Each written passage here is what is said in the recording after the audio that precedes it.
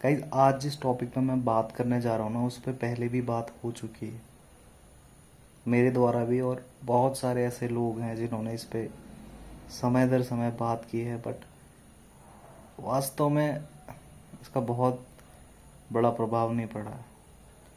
एक समाज का वो तबका जो कि पढ़ा लिखा है, जो सोच समझ सकता है,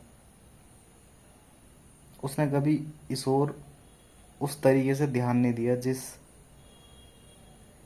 तरीके से या जिस स्तर पे इस बात पे ध्यान दिया जाना चाहिए। और वो टॉपिक क्या है? देखो, एक कोई पर्टिकुलर टॉपिक का इसे नाम नहीं दिया जा सकता है, बट आप समझने की कोशिश करना कि मैं किस दिशा में जो है बात कर रहा हूँ। एक रॉबर्ट फ्रॉस्ट की कविता थी जो हमने 9th या शायद 10th में हमने पढ़ी थी। तो उसका सार अगर मैं कहूँ तो उसका सार ये था कि सृष्टि का अंत किस प्रकार से होगा। तो उस पे उस कवि ने संभावनाएं जताई थी। हो सकता है सृष्टि का जो अंत है वो जलमग्न होके हो जाए, या समुद्र का जल स्तर बढ़ जाए कि पूरा जो है भूमि क्षेत्र डूब जाए, या अत्यधिक वर्षा के कारण, या ग्लेशियर पिघल जाने के कारण। दूसरी संभावना ये बताई कि यार युद्ध, परमाणु युद्ध के द्वारा पूरा संसार नष्ट हो सकता है। और भी बहुत सारी ऐसी संभावनाएं बताई जिससे जो है सृष्टि का अंत हो सकता है। पर एक संभावना उन्होंने ये भी बताई और ये विचार रखा कि इन सारी चीज़ों से सृष्टि का अंत नहीं हो सकता है। सृष्टि का अंत होगा जलने से। और यहाँ पे फायर की बात नहीं की गई उन्होंने। यहाँ पे जिस जलने से सृष्टि का अंत होगा वो थी आपस में ईर्ष्या। ईर्ष्या की भावना से जो है इस सृष्टि का अंत होगा, और ये सही भी है। आप अपने आसपास समाज में यथार्थ रूप से आंखें खोल के अगर आप देखो तो जिस जगह आप रह रहे हो, जिस सर्कल में आप हो, आपके आसपास आपकी छोटी तरक्की को देख के भी जलने वाले लोग कितने हैं। आप अपने आसपास देख लीजिए। ये कोई मुझे कहने की ज़रूरत नहीं। अगर आपको सच में ऐसा फील होता है कि ऐसा है तो ही मेरी बात को मानना। अगर मैं कुछ ऐसे समाज में रह रहा हूँ जहाँ पे मुझे ही केवल इस तरीके की चीज़ें महसूस हो रही हैं, दिखाई दे रही हैं, तब तो आपको मेरी बात मानने की कोई ज़रूरत नहीं है। बट ये चीज़ आप यथार्थ रूप से अपने आसपास अगर निष्पक्ष भाव से इस चीज़ को ऑब्जर्व करो तो आपको समझ में आ जाएगा कि मैं किस बारे में बात कर रहा हूँ, और क्या जो है इस वीडियो में आगे मैं बोलने वाला हूँ। आपको उस बात का अंदाज़ा भी थोड़ा बहुत हो गया होगा। तो जब हमने ये कविता पढ़ी थी तब मेरी उम्र शायद 15 साल होगी। आज से लगभग 10-12 साल पुरानी बात होगी, ठीक है। तो ऐसा नहीं है कि इस विषय पे लोगों का चिंतन नहीं गया है, गया है।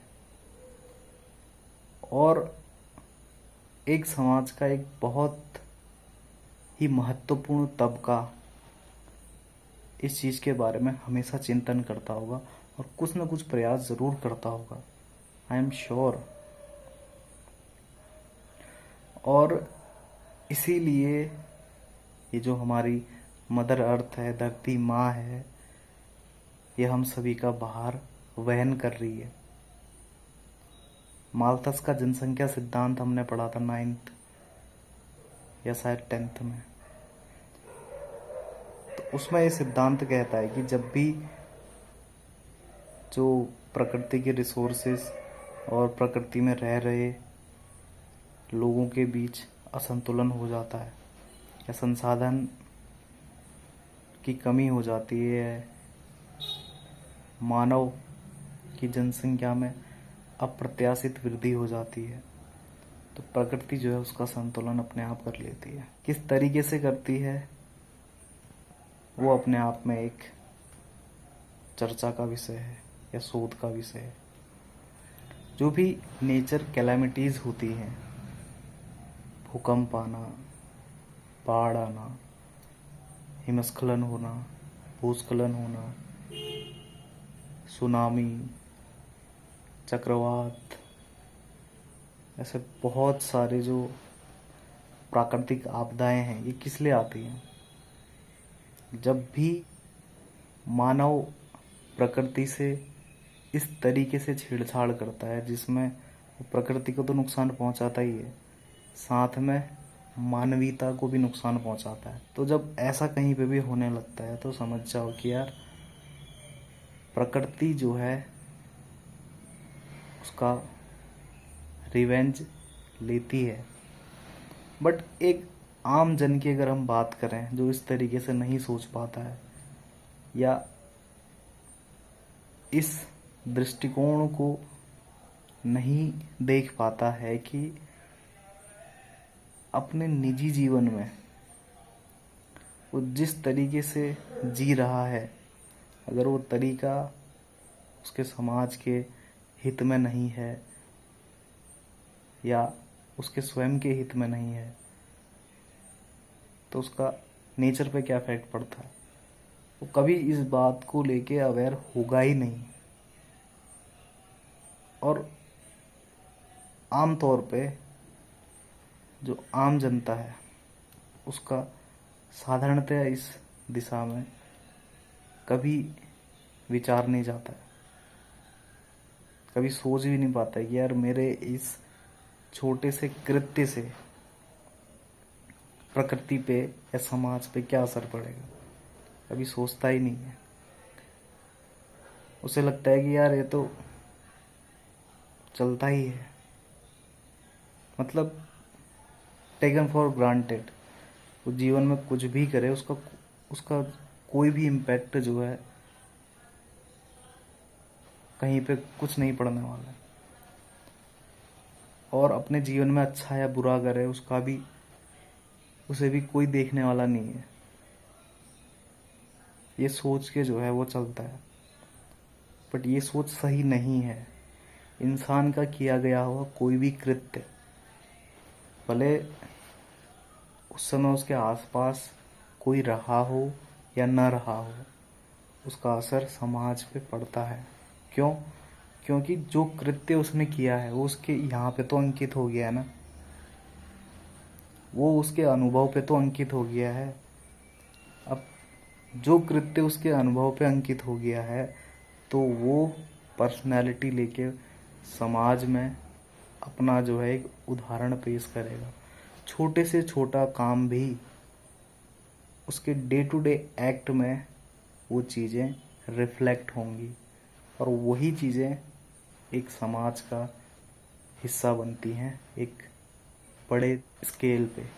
बट इस चीज़ से इंसान अनजान रहता है, अनभिज्ञता या अज्ञानता में ही ये चीज़ें इग्नोर कर देता है या इस चीज़ के बारे में कभी सोचता नहीं। कभी उस चीज़ के लिए उसकी जागरूकता या उसकी चेतना उतनी डेवलप हुई ही नहीं रहती है कि यार उस चीज़ के बारे में सोच सके। जो भी वो कर रहा है उसका अल्टीमेट इम्पैक्ट जो है क्या पड़ेगा उसके खुद पर, उसके खुद के परिवार पर और आसपास के समाज पर।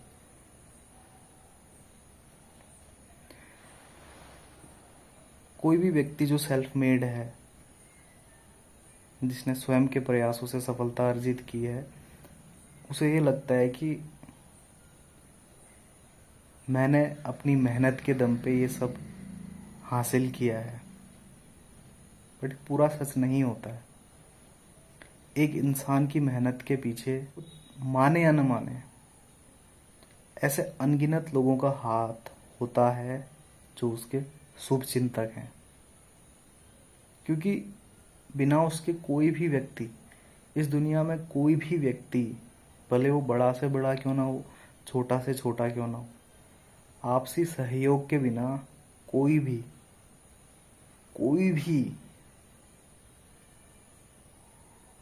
सफल नहीं हो सकता है। इस जीवन को जीने के लिए हमें आसपास लोगों की ज़रूरत हमेशा से पड़ती आई है और हमेशा पड़ने वाली है। भले हम समाज के किसी भी स्तर पे क्यों ना पहुंच गए हम अपने आसपास के लोगों के बिना कुछ भी नहीं है। समाज में हर एक व्यक्ति का होना उतना ही इम्पोर्टेंट है जितना कि एक महत्वपूर्ण व्यक्ति का, जिसे हम महत्वपूर्ण मान लेते हैं। हर इंसान की इम्पोर्टेंस है समाज में। इवन कि एक चींटी की भी एक इम्पोर्टेंस उतनी ही है जितनी कि किसी अन्य क्रिएचर की है इस पूरी सृष्टि को चलाने के लिए। हर एक चीज़ इम्पोर्टेंट है, भले वो प्रकृति में हो या समाज में बड़े छोटे लोगों की हो, सबकी इम्पोर्टेंस है। और बहुत बारी ऐसा भ्रम हो जाता है कि हमें लगता है कि यार हमने सब कुछ किया है। मैं आपको यहाँ पे एक एग्जांपल देता हूँ। एक व्यक्ति, एक किसान अनाज उत्पन्न करता है। क्या सही अर्थों में किसान अनाज उत्पन्न कर सकता है? एक प्रकार से देखा जाए तो एक व्यक्ति एक बीज बोने का कर्म करता है और उस बीज को एक बड़ा वृक्ष या पौधा बनने तक उसकी रक्षा करता है अन्य जानवरों से या उसको नुकसान पहुंचाने वाले कीट पतंगों से, और उसको समय समय पे जल देता है। और धूप की रोशनी तो उसे प्रकृति से ही मिलती है, और पानी भी अगर देखा जाए तो प्रकृति का ही एक हिस्सा है। तो अनाज को उत्पन्न करने में एक व्यक्ति की क्या भूमिका है? उसने बस एक बीज बोया, और वो भी वो बीज जिसका अनाज जो है वो उत्पन्न करना चाह रहा था। और प्रकृति में ऐसी बहुत सारी चीजें हैं जो बिना बीज के भी उत्पन्न हुई है, और उस अनाज के पैदा करने के लिए एक व्यक्ति ने बीज बोया, उसकी देखभाल करी और बड़ा होके उससे उसे फल मिल गया।